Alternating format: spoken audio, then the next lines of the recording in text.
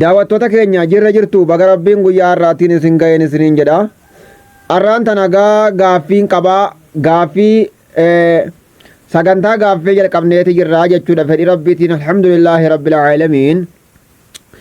Guyyaan har'aa guyyaa jumaa ta'uu waliin inshaallah gaaffiin qabaa. Gaaffiin tiyyas akkana jetti waa'ee masjidaa irraa jechuudha. Gaaffii sawaaba qabu dhimma masjidaa irraa wal gaafanna.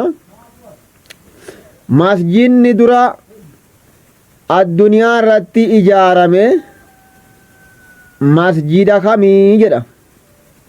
Takka kun masjidni dura addunyaa irratti ijaarame masjida kamii jedha. Takka gaaffiin lammaffaan ammoo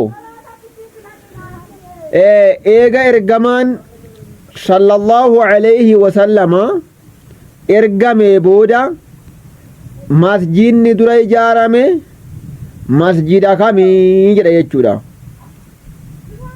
Isinii gala jedheeti yaada. Inni tokkoffaa akka walii galaatti masjidumti dura addunyaa irratti ijaarame masjida kami. Lammaffaa eega ergamaan rabbi sallallahu alayhi wasallama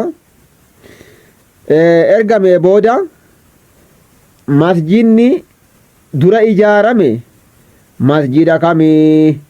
Kanaaf gaaffii kana deebisuudhaaf inshaallah yoo rabbi fedhe nama gaaffii kana deebise badhaasa jiraafi jechuudha.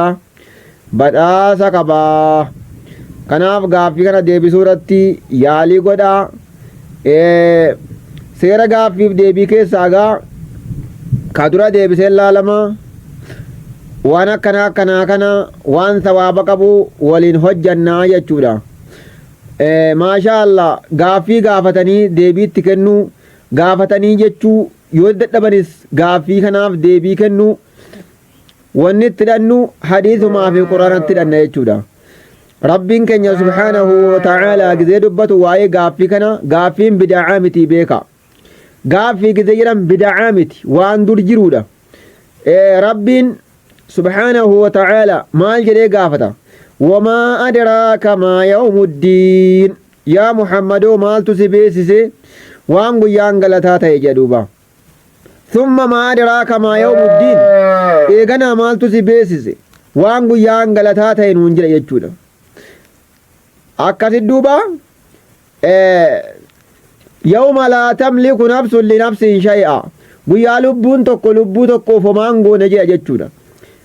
Obboleessi obboleessaa waan godhu, ilmi abbaadhaa waan godhu, abbaan ilmaa waan tokko hin godhu. Yawma laa tamliku nafsun linafsin shay'a.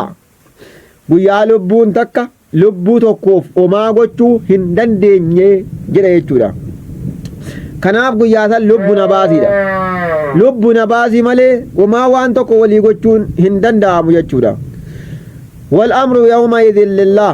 Gaafatana mootummaan kanuma rabbiiti, rabbi harkaa qaba jechuudha. Takka kunoo gaaffiin akka jirtu aayata kanarraa hubachuu dandeenya.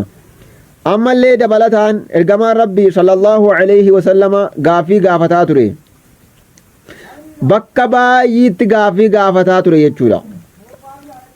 Hadiisa keessa ni jira.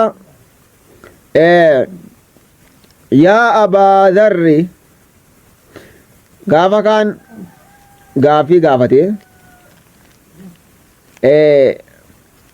ata'lamu atadri ni beeytaa jeen Abaa Dharriin ayna tagrubu shamsu bakka aduun gizee dhiite dhattu ni beektaa bakka aduun itti booda aantu gizee dhiite bakka aduun itti dhiitu quba qabdaa ni beektaa jedheen gaafatee akkasitti anaasii maa dhaggeeffadhu jedhee akkasitti deebisaa godhe.